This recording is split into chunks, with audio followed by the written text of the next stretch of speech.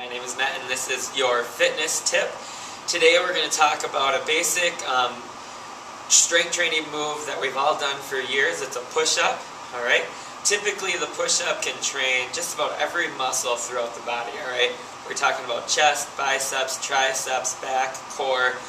Everything has to be sort of a stabilizer for our body in order to stay in that straight line when we're pressing down, or when we're going to the floor and then pressing back up from the floor, right? So most of our muscles are having to work during that time.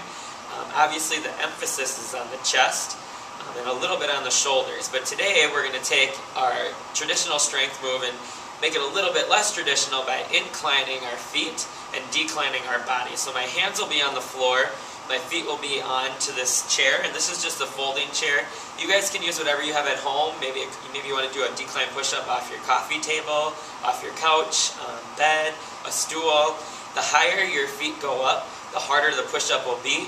Okay, so if you start at a lower decline push-up, that'll be fine, or a lower level. That'll be a good spot for a starter or someone who hasn't advanced into decline push-ups yet. If you go for that big tall chair right away, you might find yourself fatiguing early or not being able to complete a real good push-up. We want to remember that we want to keep our body in a straight line when we go down for this push-up. Our toes are going to be onto the chair and my body is going to be in that decline position. Alright? So I'm just going to set myself up here. Toes will be on the chair. Hands are on the floor. My body's in a decline position. Body's in a nice straight line. Coming down, pressing up. Okay?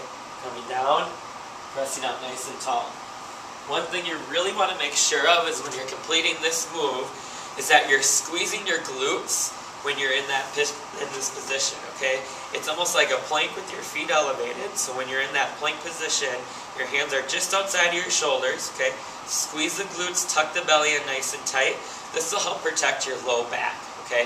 If you're feeling any issues in your low back, check your glutes, make sure they're tight, check your core, and make sure that's tucked in. Alright? If you do feel some pain when you're doing, maybe your 6th or 7th rep in your low back, that possibly means you've had bad form for the first couple of reps.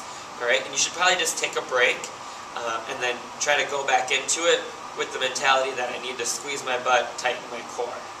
This is a great plateau buster for someone who's been doing just regular push-ups in their fitness routine, right? To take it up a notch and to now elevate their feet and decline their hands. It's going to help sculpt that chest a little bit more and work on the anterior shoulder, which is the front part of your deltoid or the front part of your shoulders here.